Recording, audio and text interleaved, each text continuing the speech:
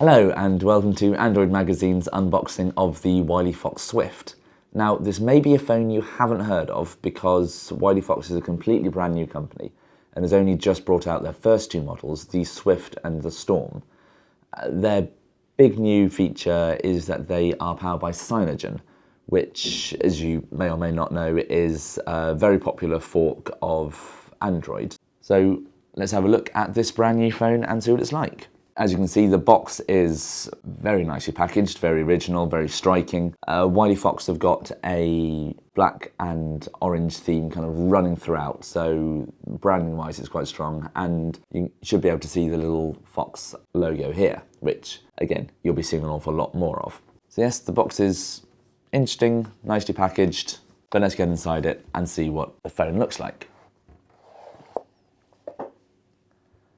So again, you can see quite a lot of work has gone into making this an attractive, interesting, different looking device.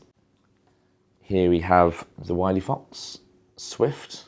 Peel the backing off, very satisfyingly. Now, in terms of the actual design of the phone, there's not a huge amount of difference or innovation as such. The power button and the volume controls are here on the side.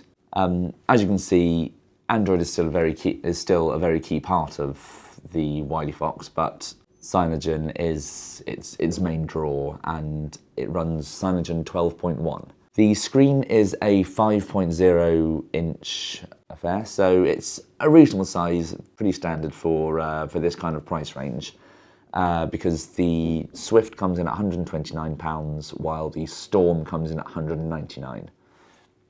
If we show you the back of the phone briefly, it's a slightly strange, textured, rubbery, plasticky feel.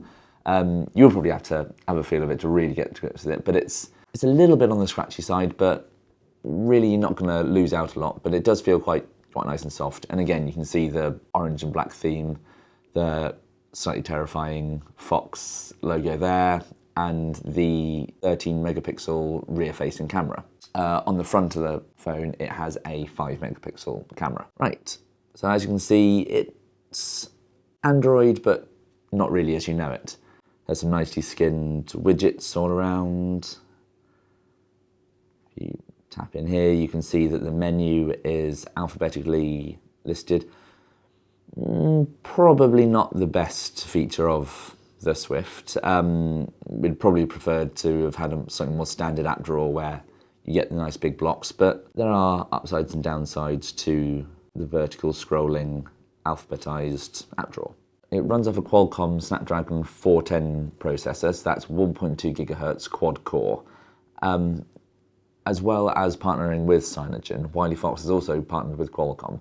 So when you get a WileyFox phone, you know you're going to have quite a lot of support from Qualcomm, and we presume that the WileyFox are going to have Qualcomm processors in their phones for a while. Again, this is quite a nice feature because there's a lot of phones in this budget price bracket that will be running other less good processors. So you know you're going to get a reliable processor. Even though it runs Cyanogen and not stock Android, you still do get your usual suite of Google apps. One of the main features of Cyanogen is its sheer customizability. There are so many things you can do with the various themes in this phone. Inside the WileyFox Swift is a 2500 mAh battery, which isn't that beefy, but it does help to keep the phone nice and slim, and it's not a very, very high-powered device. You should get a day out of it comfortably. In terms of the RAM and storage, you've got 2 gig of RAM, which is pretty good going for a phone in this price bracket, and 16 gig of storage, which can be upgraded by 32 gig with a micro SD card. It's also dual SIM as well, which is a boost if you want to just run one phone, not have to have a work and a personal phone. One of their big features is their audio. They use Audio FX for very, very high fidelity, low loss sound. And so they were really keen to stress how good the sound is. And having given it a test, we can confirm that the sound quality is really, really top notch. The cameras are another good feature. They focus nice and quickly. As you can see, you get instant recognition. And one of the fun things that they have included is scroll up to alter the settings and have a range of filters. So this is a really nice, really innovative camera, and it's just nice to see someone actually trying to do something a little bit different with the stock Android camera.